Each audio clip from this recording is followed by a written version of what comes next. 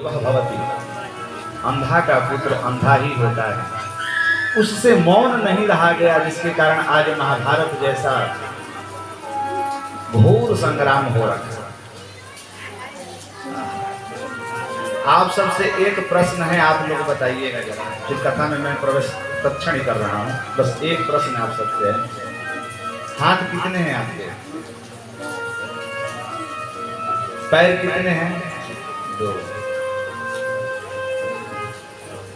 हाथ भी 2 हैं, पैर भी 2 हैं, दांत कितने हैं, 32 दांत हैं,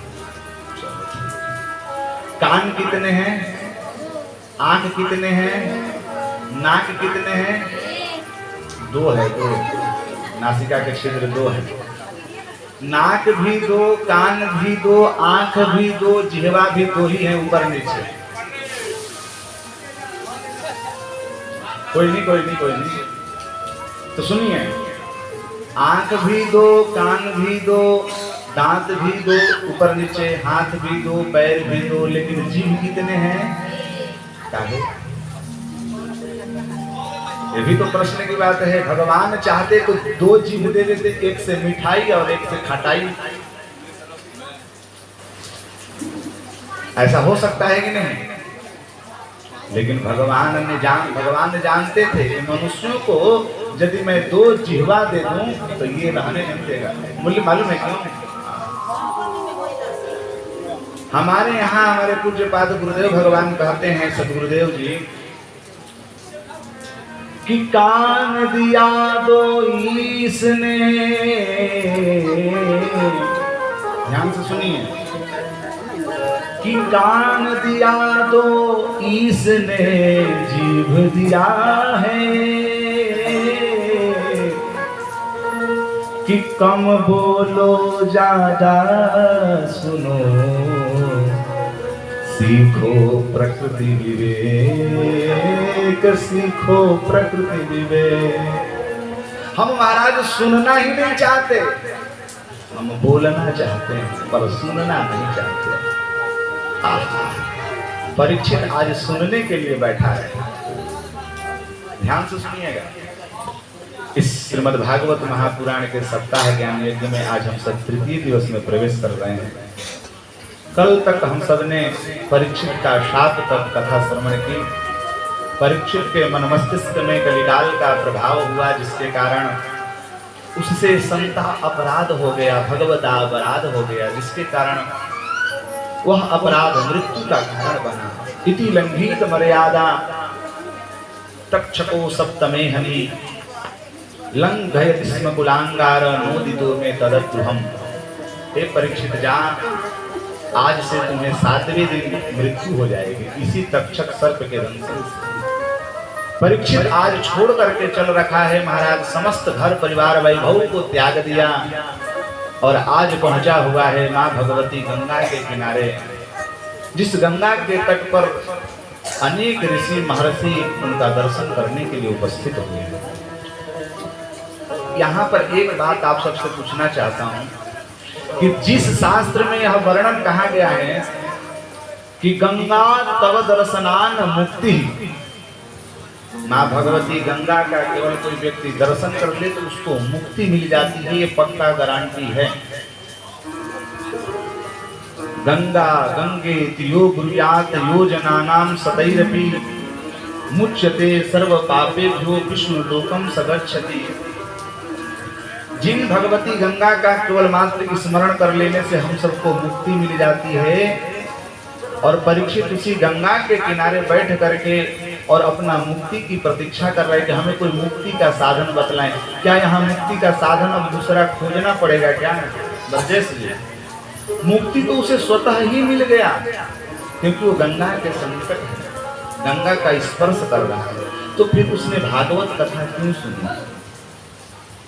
प्रश्न है। ये भागवत कथा परीक्षित अपने लिए नहीं, अपितु हम सब प्राणियों के लिए सुने। वो जानते थे कि प्रत्येक व्यक्ति हरिद्वार तो जाकर के स्नान नहीं कर सकते। कौन कौन लोग हरिद्वार गए हैं, जरा हाथ उठाइए।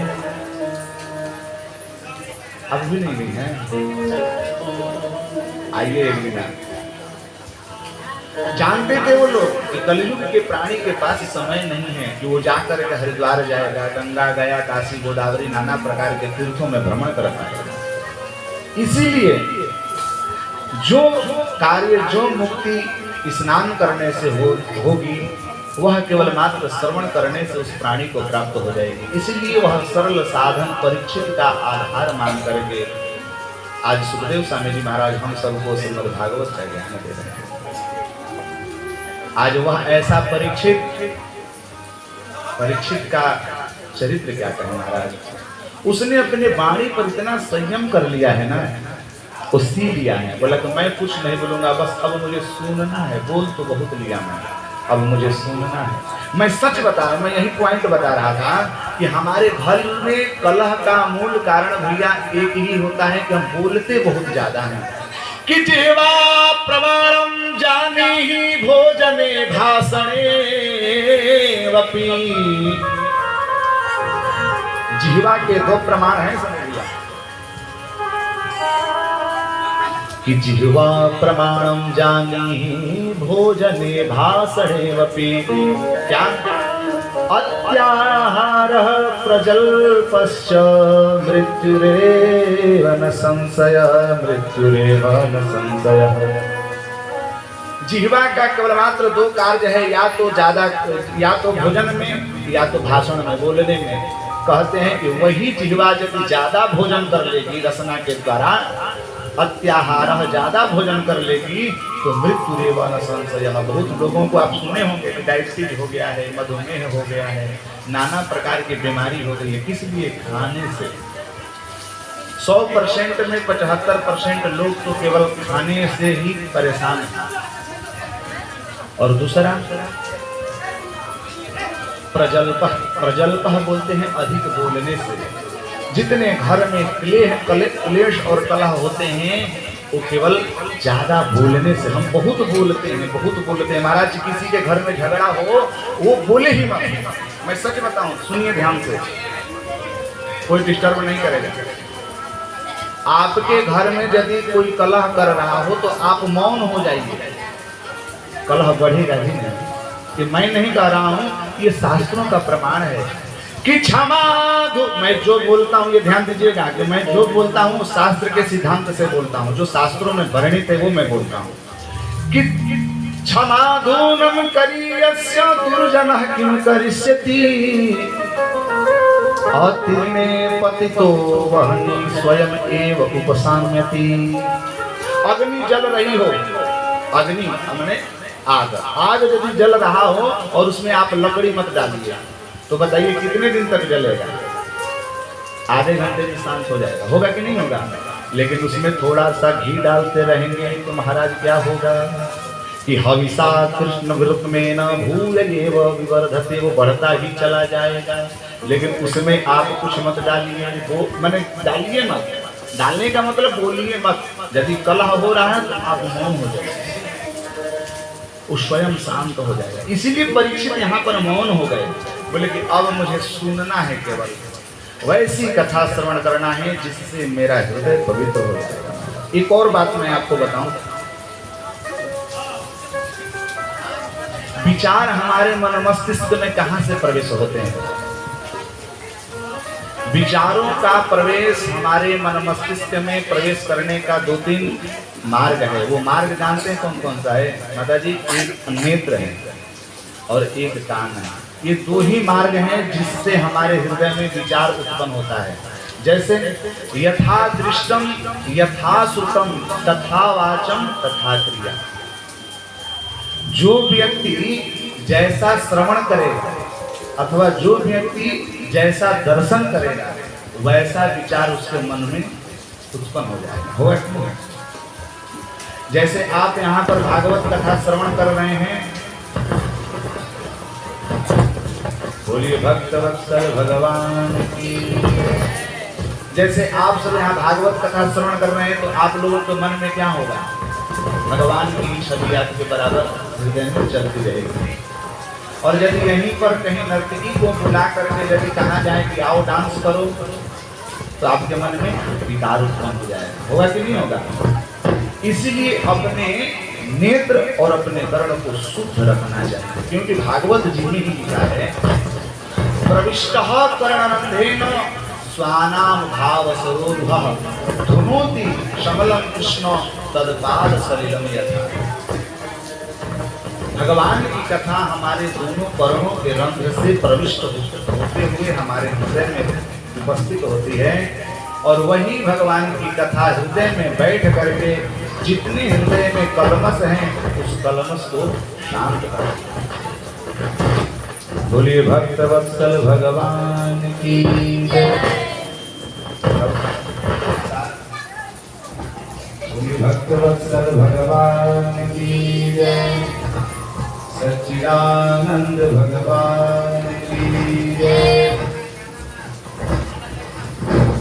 श्री राधे राधे गोविंद गोपाल राधे। श्री राधे राधे गोविंद गोपाल राधे। श्री राधे राधे गोविंद गोपाल राधे। श्री राधे राधे गोविंद गोपाल राधे। राधे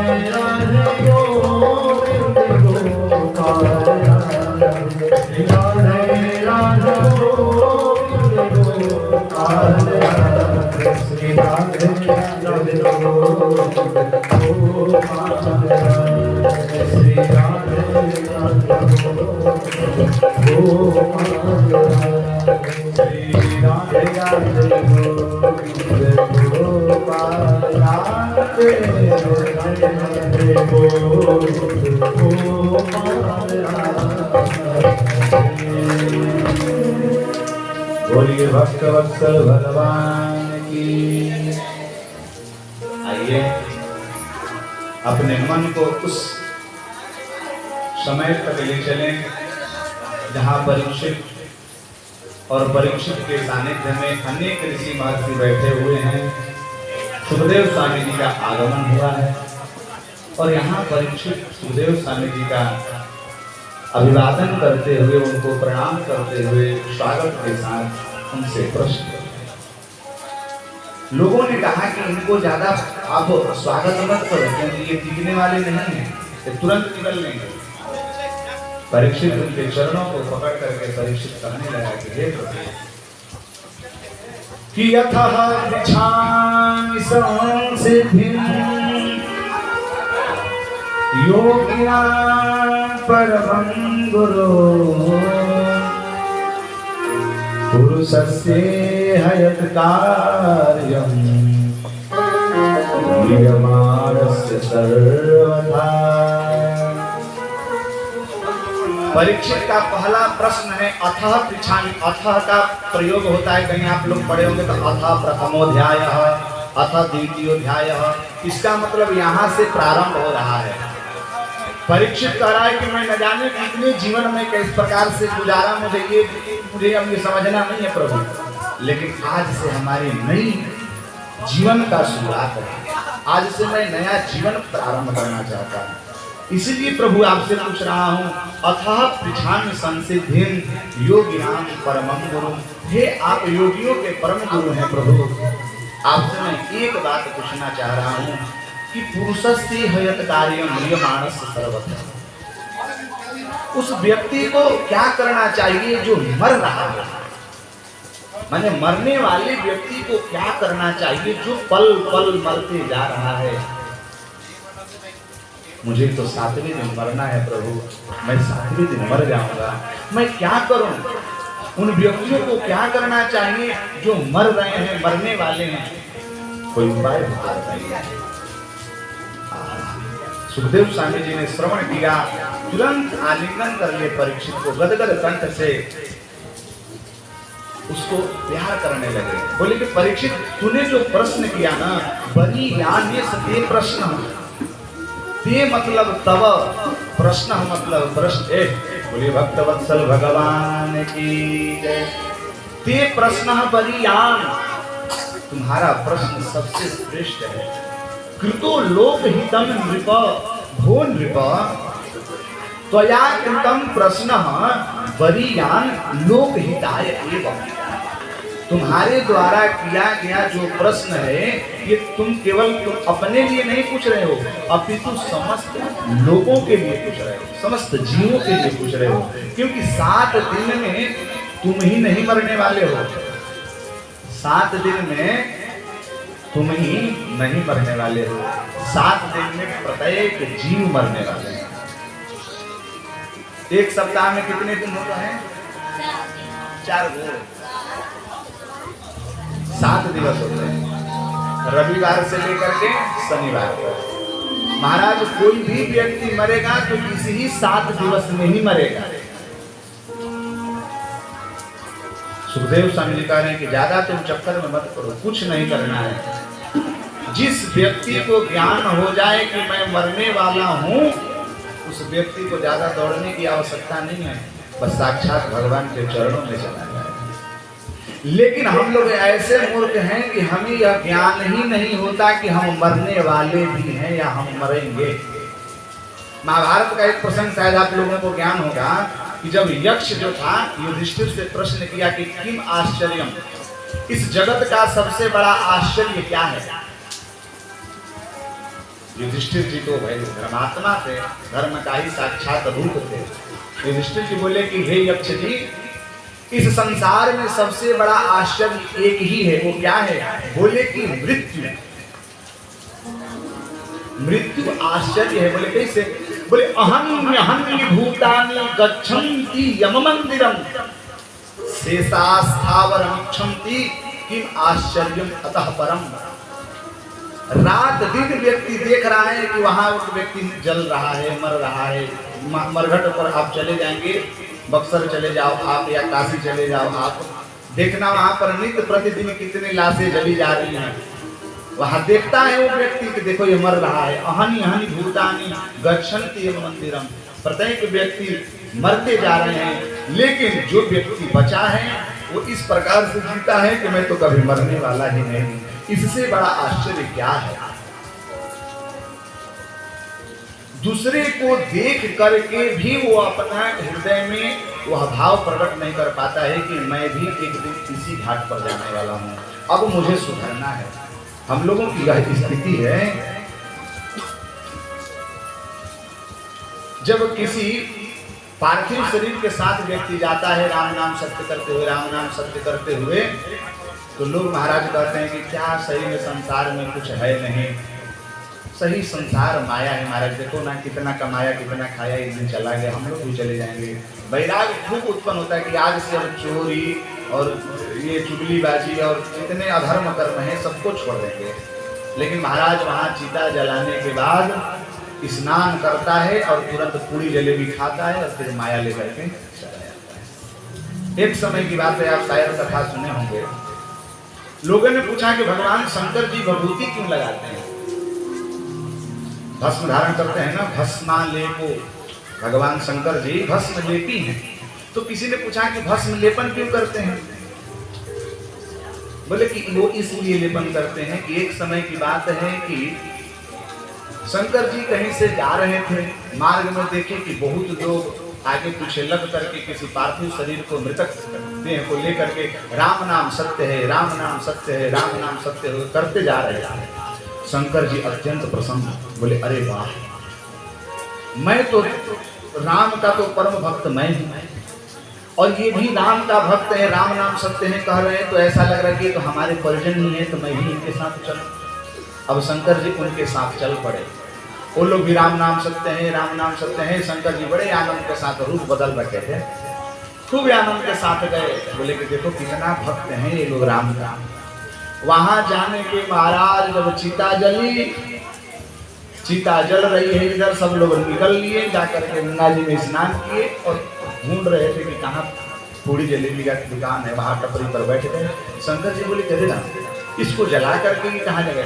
साथ में गए बैठे, तो आपस में चर्चा कर रहे थे, फलाना कैसे मरल हो? अरे का कोई महाराज काले तो बातें भइल हो, अभी देखी ना सुबह में फोन आ गया लटक गया।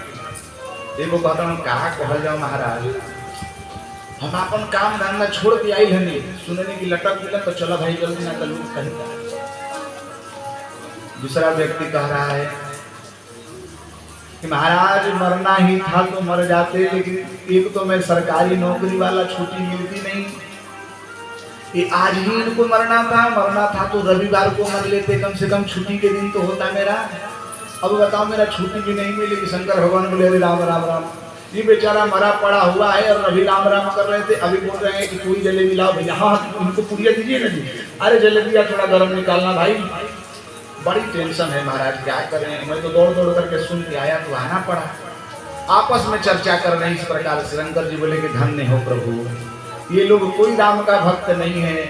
ये सबसे तो परम बड़ा भक्त वह है पार्थिव शरीर, जिसको मरने के बाद कम से कम उसके बहाने, उसके कारण इतने लोग के मुख से राम नाम निकला। तो धन्य है वैसा लाश, धन है वह पार्थिव शरीर जिसके कारण सब लोग राम राम करते हैं। जा करके उसी का भस्म लेकर के अपने शरीर में अंगलेपन करते। ये संतों का भाव है महाराज। नित्य प्रतिदिन हम मरते जा रहे हैं। आयुर हरति वै पुंसाम उद्यम अस्तम चयन असौ तस्यर्ते यक्षणोलितम उत्तम सलोक लीलया। वह व्यक्ति मरा हुआ है। कौन व्यक्ति? जो व्यक्ति प्रातः काल को जगता है और सायंकाल को सो जाता है। ना उसको जन्म लेने से किसी प्रकार का फायदा और ना उसको मरने से फायदा। क्योंकि जन्म तो ये गुदगुदा भी होता है ना। आप नदी में देखते होंगे बुलबुला उठता है और घुस जाता है।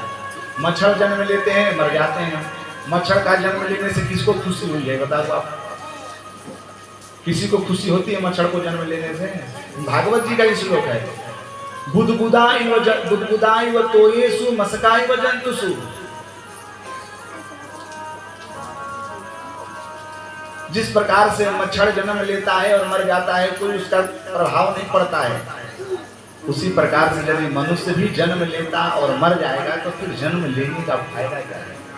हमारा आयु उसी प्रकार से क्षीण होते जा रहा है जिस प्रकार से सूर्य भगवान उदय काल से प्रारंभ होते हैं, उदय होते हैं और अस्ताचल में जाकर के छिप जाते हैं।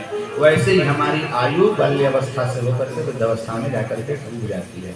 लेकिन हमें विचार करना चाहिए कि हमने किया क्या। इसका भी व्यवस्था देख लीजिएगा स्कूल दिया कि हमने किया क्या जीवन में। क्या जिस कार्य के लिए भगवान ने इस धराधाम पर भेजा उस कार्य को मैंने किया? मैंने भजन करने के लिए आया था, मैंने भजन किया? नहीं जी, हमने तो भजन किया नहीं, हमने भोजन खूब किया। भगवान ने जिसके लिए भेजा था उसको समझना चाहिए। भगवान श्री सुखदेव स्वामी जी महाराज करें कि परीक्षित, जो व्यक्ति मरने वाला हो या जिसको यह ज्ञान हो गया कि मैं मरने वाला हूं, उसको 3 काम करना चाहिए। कौन कौन? ये 3 काम ही पूरे भागवत जी का मुख्य सार है। इसलिए मैं थोड़ा भूमिका आपको बनाया था और आपको कोई ज्यादा पढ़ने की और समझने की जरूरत नहीं है। 3 पद्धति आप समझ लीजिए, ये भागवत का सर्वस्व सार है। और इस भागवत ग्रंथ का ये 3 ही प्रक्रिया है और 3 ही पद्धति है अथवा 3 मार्ग का है। वो मार्ग क्या है? मार्ग 3 कौन कौन से? कि तस्माद् भारत सर्वात्मा भगवान हरीश्वरः श्रोतव्यः कीर्तितव्यश्च स्मर्तव्यश्चक्षता भयम्। सुखदेव जी कहते हैं कि हे भारत, हे परीक्षित, जिस व्यक्ति की मृत्यु का समय आ गया या वो मरने वाला हो, वो 3 काम को कर ले। श्रोतव्यः, कीर्तितव्यः, स्मर्तव्यः। भगवान की कथा को सुने, भगवान की कथा की चर्चा करे और भगवान का सतत चिंतन करे। ये 3 मार्ग जिसने पकड़ लिया महाराज, उसका कल्याण हो गया। अब आप और हम विचार करें कि यही 3 मार्ग से हम लोग भी जा रहे हैं और भगवान भी यही 3 मार्ग से मिलते हैं, लेकिन हम लोगों में दोनों में अंतर है। हम क्या करते हैं? उन्होंने कहा कि कीर्तितव्यः, कीर्तन करना चाहिए, लेकिन हम भगवान का कीर्तन करने की जगह पर हम संसार का कीर्तन करने लगे। जहाँ दो व्यक्ति तीन व्यक्ति बैठता है तो फलनवा के देखो नहीं सड़िया नया लेके आई रही वो दिन अपना में लिया आज कल जीतिया है मतलब पे नहीं है ये भी तो कीर्तन है। कीर्तन का मतलब क्या? ऊंचैर भाषा कीर्तनम, जो अपने वाणी से किसी के व्यक्तित्व को दर्शाना, यही तो कीर्तन है। कीर्ति मतलब उसके व्यक्तित्व। महाराज श्रोतव्य सुनना, यदि कथा हो तो महाराज कथा में नींद आने लगती है। पूर्व जन्म के पाप से हरि चर्चा न सुहाए, जैसे जो किताब से भूख विदा हो जाए नींद आने लगेगी। लेकिन यदि किसी की चुगली सुना दीजिए, वो भी तो सुनना है, थोड़ी सी खोज दीजिए, देखिए महाराज कब 1 घंटा बीत जाएगा किसी को पता नहीं चलेगा। वो भी श्रवण है और वो भी कीर्तन है, स्मरण तो बनता ही है। लेकिन नहीं, भगवान कहते कि यदि मुझे प्राप्त करना है तो हमारी चर्चा करो, हमारा कीर्तन करो और हमारा चिंतन करो। इस पंखा को देखिए तो भैया, बोलिए भक्त वत्सल भगवान की जय। इस संसार से सागर से पार जाना है तो श्रवण मनन निधिध्यासन करके हो जा भव से पार, बरस रही प्रभु की कृपा पार। भगवान की कृपा बरस रही है, और चाहे बारिश की वर्षा हो और चाहे भगवान की कथामृत की दृष्टि हो रही हो, बरस तो रही है। भगवान ने हमें शरीर में नाक आंख कान मुंह नाक सब कुछ दिए हैं, उसका प्रयोग बताया गया है। हमारे पूज्य महाराज श्री सद्गुरुदेव महाराज जी के द्वारा रचित रचना है, थोड़ा सा श्रवण करें। बरस रही प्रभु की कृपा अपार, बरस रहे प्रभु की कृपा, बरस रही प्रभु की कृपा अपार, बरस रही प्रभु की कृपा अपार, प्रभु की कृपा अपार, बरस रही प्रभु की कृपा, बरस रही प्रभु की कृपा अपार। प्रभु सब में सब भाव विराजे, प्रभु सब में सब भाव विराजे, सब करे उद्धार, बरस रहे प्रभु की कृपा, बरस रहे प्रभु की कृपा।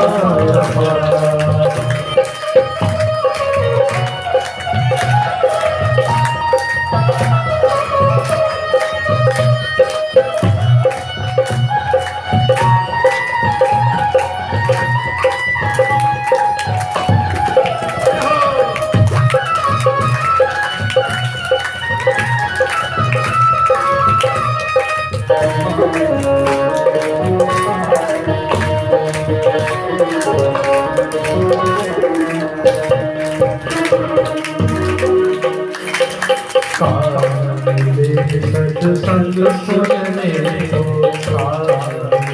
सत्संग सुनने को, दर्शन करने को, कान मिले श्रवण करने को, कान मिले सत्संग सुनने को, कान मिले सत्संग सुनने को, मन मिले दर्शन करने को, दर्शन करने को, हाथ मिले सेवा करने, हाथ मिले सेवा करने, दोनों जन्म सुधार, बरस रहे प्रभु की कृपा, बरस रहे प्रभु की कृपा, बरस रहे प्रभु की कृपा, बरस रहे प्रभु की कृपा, बरस रहे प्रभु की कृपा, बरस रहे प्रभु की कृपा।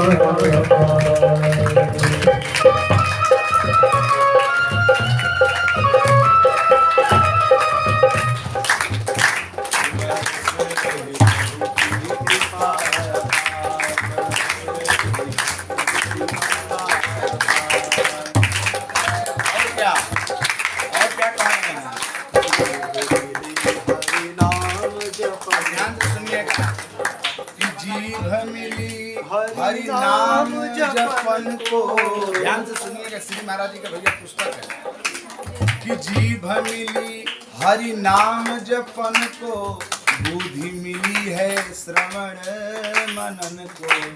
और क्या कि श्रवण मनन निधिध्यासन करके, श्रवण मनन निधिध्यासन करके हो जा भक्त से पार।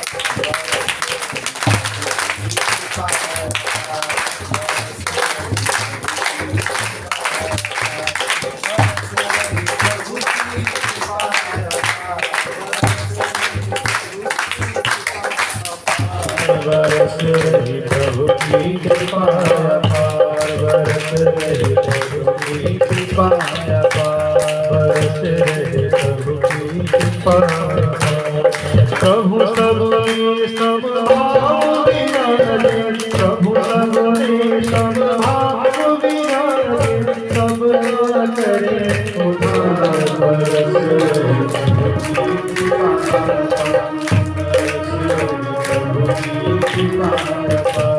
बरस रही प्रभु की कृपा बरस रही प्रभु की कृपा, बरस रही प्रभु की कृपा।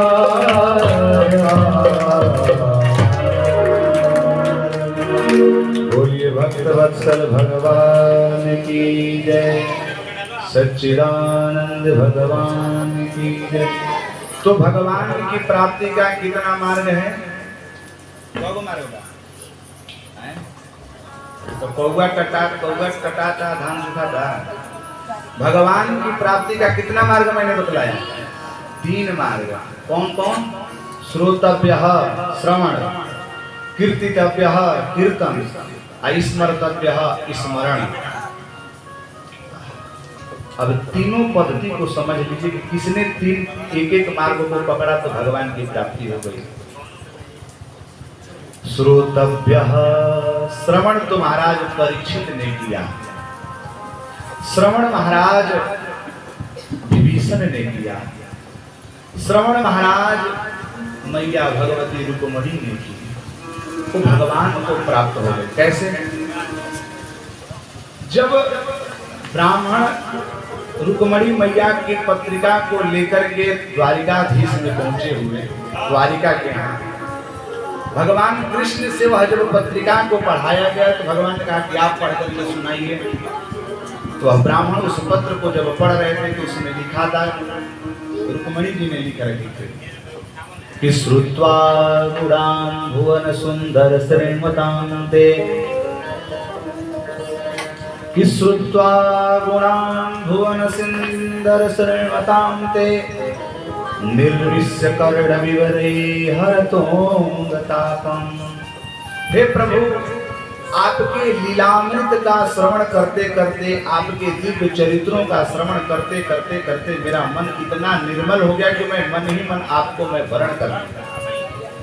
रुक्मणी जी भगवान कृष्ण को तो मन से पहले ही तो वर्ण कर रखी थी, केवल सुन करके वो देखी नहीं थी कि भगवान का नहीं है कृष्ण काले हैं कि गोरे हैं कि लंगड़े हैं कि दूल्हे हैं कैसे, वो देखी नहीं थी। केवल श्रुत्वा गुणान भुवन सुंदर श्रीमतामते, आपके सुंदर गुणों का श्रवण करके कि जो त्रिभुवन कमनीय को कंदर्प दर्प को दमन करने वाले ऐसे मनमोहक दृश्य को अपने हृदयंगम करके मैं आपको अपने मन में ही वर्ण कर चुकी हूँ। केवल श्रवण मात्र से आज रुक्मणी मैया भगवान को हो गई। विभीषण जी भी यही कह रहे हैं कि श्रवण सुजस में आयो सुनि भव भंजन धीर। हे प्रभु, मैं आपके चरणों में आपका श्रवण सुन करके, आपके चरित्रों का गान सुन करके मैं आपके चरणों में आया कि प्रभु मैंने जाना कि आप ऐसे पुरुष हैं, आप अपने शरणागत की रक्षा करते हैं, कभी शरणागत को दुत्कारते नहीं। श्रवण सुजस सुनि आयो प्रभु भंजन भवती, त्राहि त्राहि आरती हरना शरण सुखद रघुवीर। हे प्रभु हमारी रक्षा करिए। श्रवण ऐसा होना चाहिए जैसा कि परीक्षित ने किया। 4 दिन जब व्यतीत हुआ, दसम स्कंद में श्री सुखदेव स्वामी जी महाराज कृष्ण का चरित्र सुनाने लगे थे। 2 मिनट में कृष्ण चरित्र सुना करके संपन्न कर दिया और बोले कि चलो हो गया कथा कृष्ण की।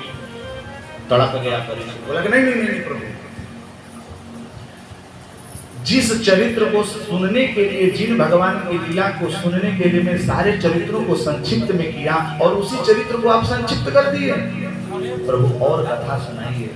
सुखदेव जी ने कहा कि तुम इतने दिनों से बैठे हो, हम 3 घंटे बैठे हैं माता जी, तो हम लोग को लगता है कि पैर दुख रहा है, लेट हो रही है। परीक्षित बेचारा मरने वाला था, वो 7 दिन तक बैठा रहा। एक बात और सुन लीजिएगा, वहाँ अहर्निश कथा चलती थी, वहाँ पर ये नहीं था कि तो 3 घंटा प्रथम सत्र में और 3 घंटा द्वितीय सत्र में, पालती लग गया, आसन लग गया, उसी समय कथा प्रारंभ और चल रही है तो चल रही है।